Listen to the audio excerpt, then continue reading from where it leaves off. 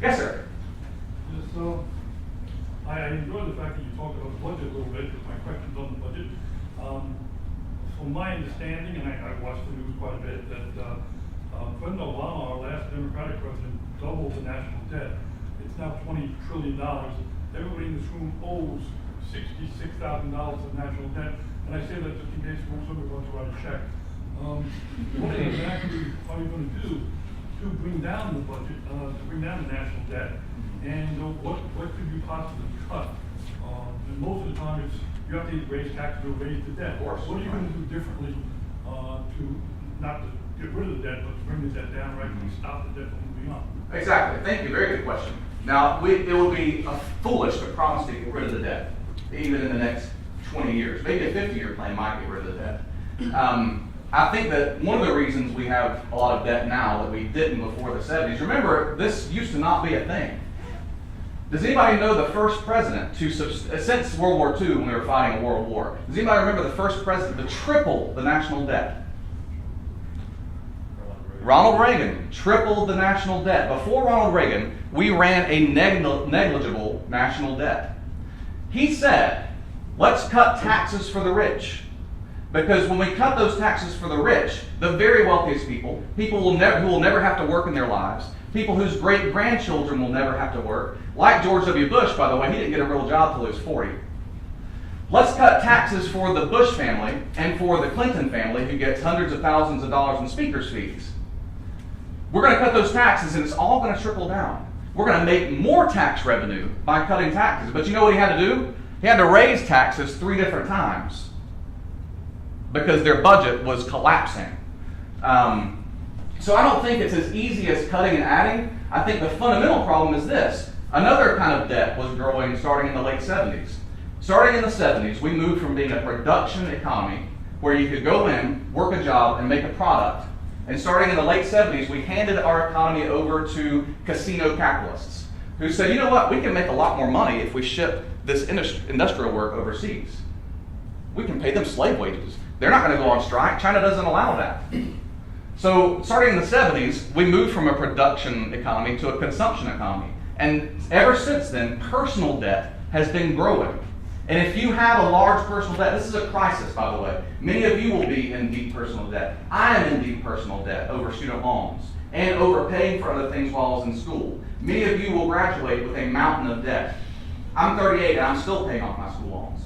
The reason I think that we have such a huge national debt is partly because we have such huge personal debt. Wages have been stagnant and real wages have fallen. The cost of living has increased. So when people can't afford basic necessities, they're going to go to the doctor and they won't be able to pay for it. They're going to work at Walmart almost full-time hours, and they're going to get food stamps because we have to subsidize the Walton family, who, again, I hate to stress this point, will never have to work another day in their lives. They could take off to the Cayman Islands and they would never ever have to work again. So I think we've got to start paying people enough to live on so that they won't have to go in debt when they have a hospital bill, or when they have to send their kids to college, or when they have an emergency come up. 75% of Americans are on the edge.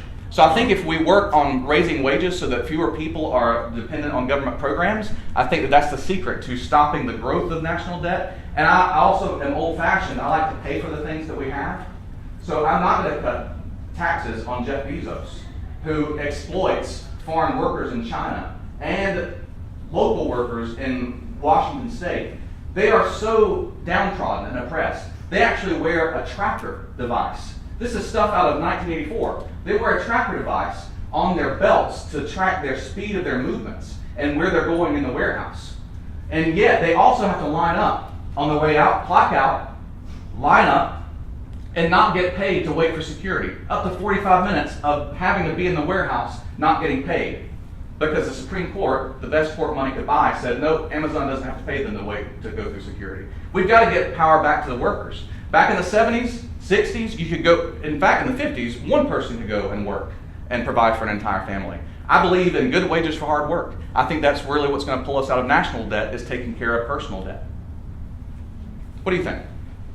No follow-up? Yes, please. I think I see it was both my children work with Mr. Bezos. They do very, very well over there with Amazon. And the thing is, I know we don't like rich people. It's almost like with class warfare here, but Nobody's ever got a job from a poor person. Rich people invest their money. They pay people. They send people to school.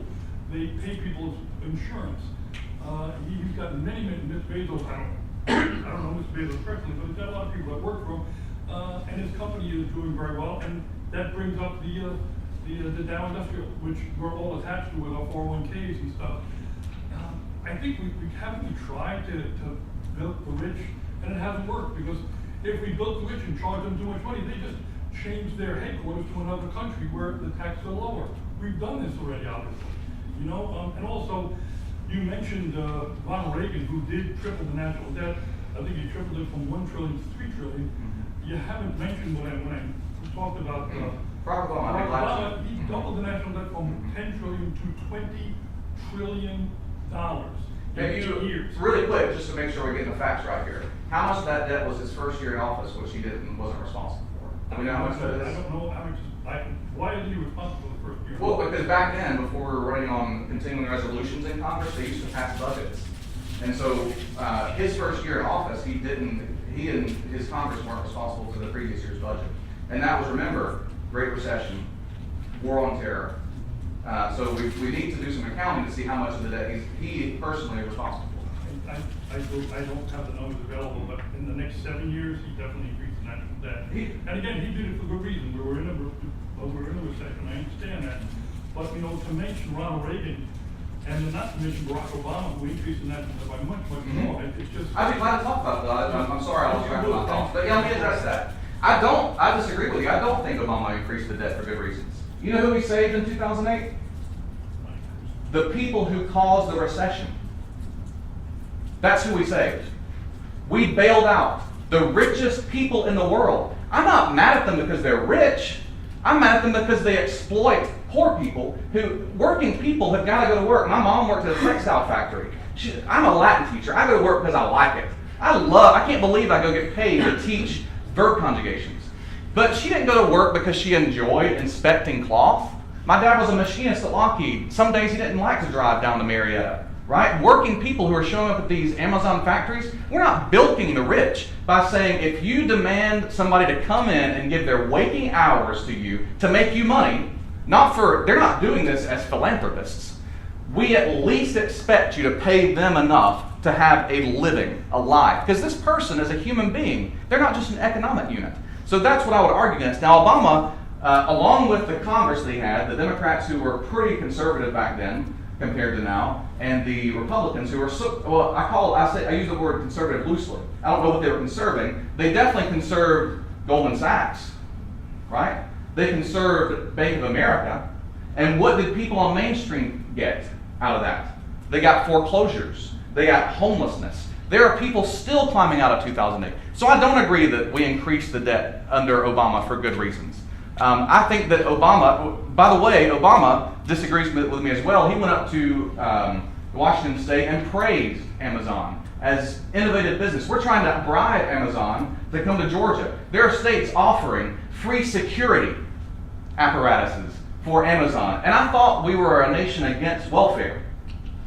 But apparently welfare is only good when you give it to the rich, right? So I'm not saying rich people are bad. I'm saying that certain very rich people are too powerful and they have too much power over our government. So of course they bail out the rich. That's who owns our government. That's one of the reasons, by the way, why I don't take a single penny from any special interest group. Obama did. His hands were tied. If you take money from the big banks, you got to bail them out. So I disagree with that. Yes, it was next right here. Yes, sir. Yes, sir. Okay, so now my information may be a little flawed, so please call me out if I'm wrong. However, you said that any one person should go to work and make a living, right? Mm-hmm. So paramedics who get paid $50 an hour go through extreme amount of stress, some stress that none of us can even conceive. However, why should someone pouring coffee and making donuts be paid just as much as someone who goes through unbearable amount of stress? First of all, I think paramedics should be paid more. Exactly. Right. So I think they should be paid more than $15 an hour. That's a high-skill job, high-stress job, and you don't get to have a sane schedule with your family. They should be paid more. Number one. Number two, I'm not asking for luxury.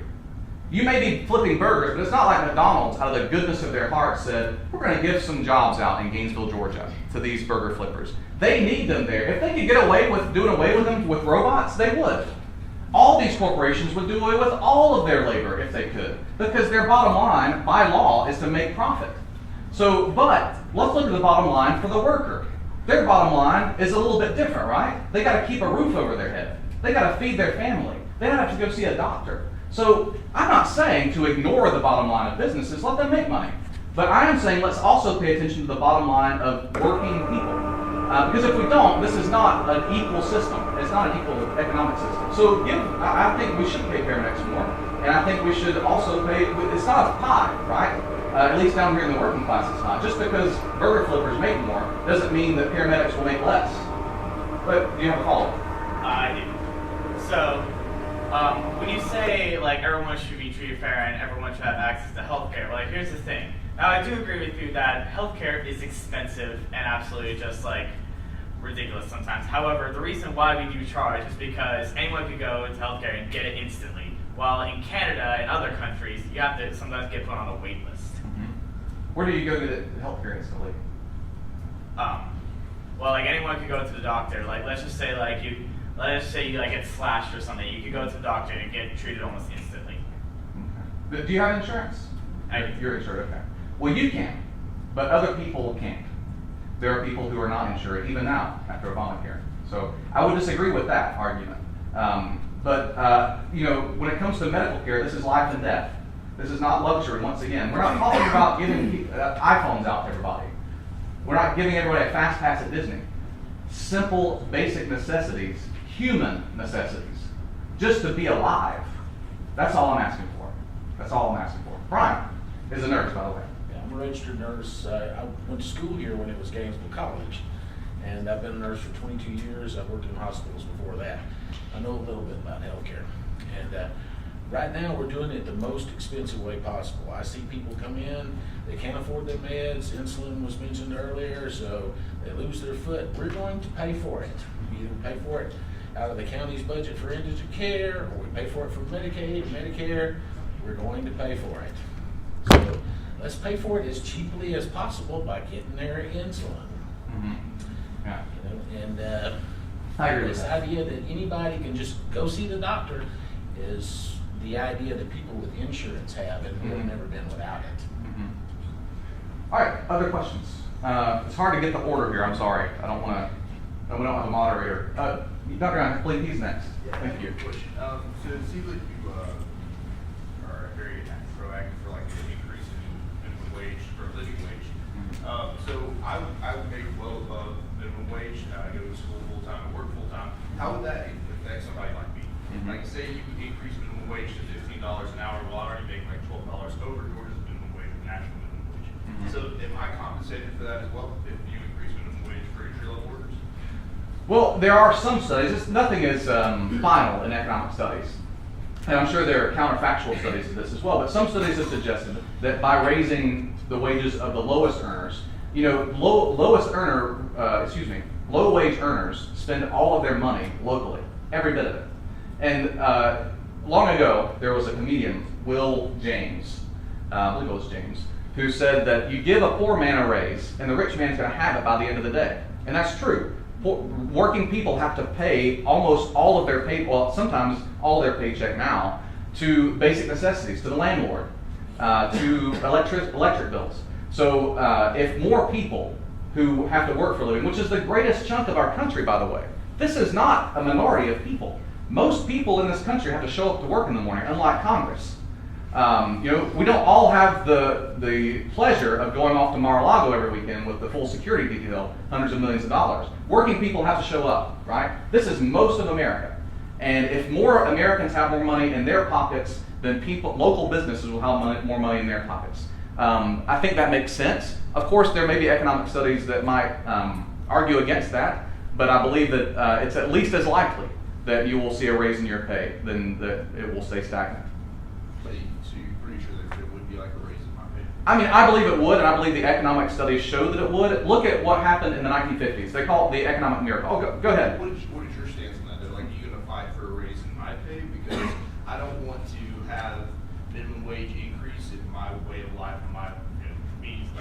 I worked hard for is just diminished, right? How is it diminished?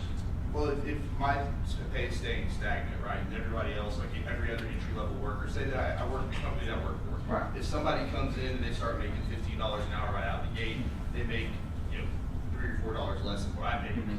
That's not fair. Well, but how does it hurt you? It's not. It's just that you're increasing their way of life, their lifestyle. Mhm. I would like mine. For work. Correct. Right. Correct. For To equal make sure work. that if minimum wage goes up, all other wages go up as Correct. well. Mhm. Yeah. And well, standard of living increases. Now, of course, I mean, right now our costs are about to go up. Think about this. Our costs are about to go up for everything because of one man's ego. Trump raised tariffs. I've never thought I would see the Republican Party defending tariffs.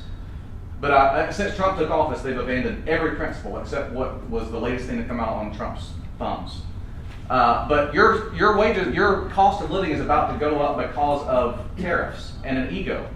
I would be glad to pay a little bit more for a hamburger or for my products at Walmart if it was providing for an American job personally and for pensions and health care.